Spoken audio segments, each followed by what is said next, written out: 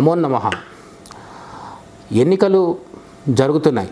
April 19న మొదటి దశ polling ముగిసింది. ఇంకా 6 దశల పోలింగ్ ఉంది. అంటే మే నెల మొత్తం కూడా పోలింగ్ జరుగుతూ జూన్ 1వ తేదీన 7వ దశ పోలింగ్ జరగడంతో మన దేశంలో జరిగే సార్వత్రిక ఎన్నికల పోలింగ్ పూర్తి స్థాయిలో పూర్తవనుంది. జూన్ 4న రిజల్ట్స్ వస్తాయి.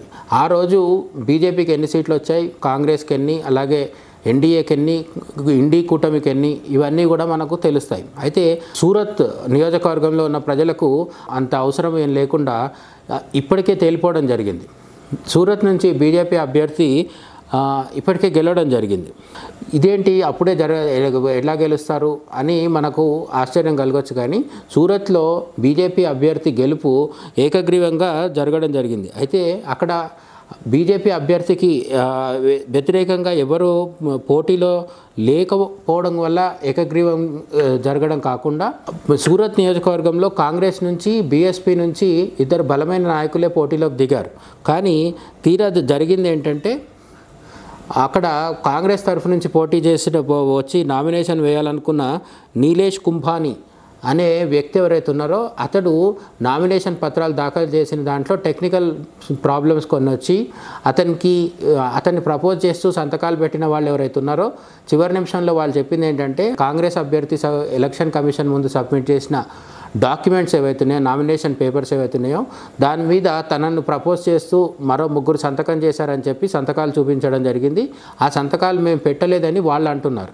కాబట్టి అది అనర్హత కింద లెక్కించి ఎలక్షన్ కమిషన్ సూరత్ నుంచి పోటీ చేస్తున్న కాంగ్రెస్ అభ్యర్థిని అనర్హుడిగా ప్రకటిస్తూ నామినేషన్ తిరస్కరించింది. ఆ తర్వాత మిగిలింది చెప్పుకోదగ్గ స్థాయిలో ఉన్న నాయకుడు ఎవరంటే బీఎస్పీ తరఫున పోటీ చేస్తున్న ప్యారేలాల్. ఇతను కూడా చివరి నిమిషంలో తన నామినేషన్ని ఉపసంహరించుకోవడం జరిగింది. ఇక వీళ్ళిద్దరు కాకుండా బీఎస్పీ కాంగ్రెస్ నుంచి ఉన్న నాయకులు కాకుండా మరో 7 కూడా బరిలో ఉన్నప్పటికీ వాళ్ళందరూ కూడా ఇప్పటికే నామినేషన్లు వేయడం అయితే జరిగింది. కానీ మళ్ళీ వాళ్ళందరూ ఉపసంహరించుకొని బరిలోంచి పక్కకు తప్పుకున్నారు.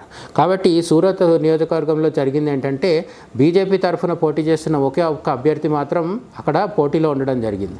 దానివల్ల ఎదురుగా అపోజిషన్లు అంటే పోటీ పడుతున్న ప్రత్యర్థులు ఎవరు లేకపోవడంతో సూరత్ నియోజకవర్గాన్ని బీజేపీ కైవసం చేసుకున్నట్టుగా ఎలక్షన్ కమిషన్ ఆల్రెడీ ప్రకటించడం జరిగింది. ఆ విధంగా 543 సీట్లున్న మన పార్లమెంట్లో బీజేపీ ఇప్పటికే ఖాతా తెరిచినట్టుగా అయింది. జూన్ 4 కంటే ముందే బీజేపీ ఖాతాలో ఇప్పటికే ఒక ఎంపీ సీట్ పడిపోయింది. అయితే ఇటువంటి ట్రెండ్ అంటే గుజరాత్ అనేది ప్రధాని హోంమంత్రి మోడీ, అమిత్ షా ఇద్దరికి కూడా హోమ్ స్టేట్ కాబట్టి, అంటే వాళ్ళ సొంత రాష్ట్రం కాబట్టి అక్కడ సూరత్లో బీజేపీకి చాలా బలం ఉంది. అలాగే ప్రజలు కూడా ఏకపక్షంగా ఓటేస్తారు. కాబట్టి ఏకగ్రీవంగా ఎన్నిక జరిగిపోయింది అనుకోవడానికి లేదు. అరుణాచల్ ప్రదేశ్ లాంటి ఒక చిన్న రాష్ట్రము పూర్తిగా చైనా బార్డర్లో ఉండేది, ఈశాన్యంలో ఉండేది. అక్కడ కూడా ఈసారి బీజేపీ హవా బలంగా వీస్తుంది. ఇంతకుముందు కూడా బీజేపీ ప్రభుత్వం ఉంది అక్కడ. అయితే ఈసారి జరిగింది ఏంటంటే అసెంబ్లీలో మన ఆంధ్రప్రదేశ్ మాదిరిగానే అక్కడ కూడా పార్లమెంటుతో పాటు అసెంబ్లీ ఎన్నికలు కూడా జరుగుతున్నాయి. అరుణాచల్ అసెంబ్లీలో మొత్తం 60 సీట్లు ఉంటాయి.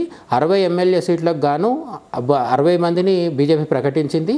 దాంట్లో 6 నియోజకవర్గాల్లో బీజేపీ అభ్యర్థులకు పోటీగా ప్రత్యర్థులు ఎవరూ లేకపోవడంతో అక్కడ ఎలక్షన్ కమిషన్ ఆ 6 ఎమ్మెల్యే స్థానాలు ఏవైతే ఉన్నాయో ఆ నియోజకవర్గాల్లో బీజేపీ ఏకగ్రీవంగా గెలిచినట్టు ఇప్పటికే ప్రకటించడం జరిగింది. ఆ విధంగా అరుణాచల్ ప్రదేశ్లో 6 ఎమ్మెల్యే సీట్లు, గుజరాత్లో సూరత్ లాంటి చాలా ప్రధానమైన కీలకమైన ఒక పెద్ద నియోజకవర్గాన్ని కూడా బీజేపీ జూన్ 4కు ముందే, ఎన్నికలు ఇంకా పూర్తవక ముందే తన ఖాతాలో వేసుకుందని చెప్పవచ్చు. ఇది ఖచ్చితంగా నరేంద్ర మోడీ వేవ్గా కూడా మనం భావించవచ్చు. నమో నమః.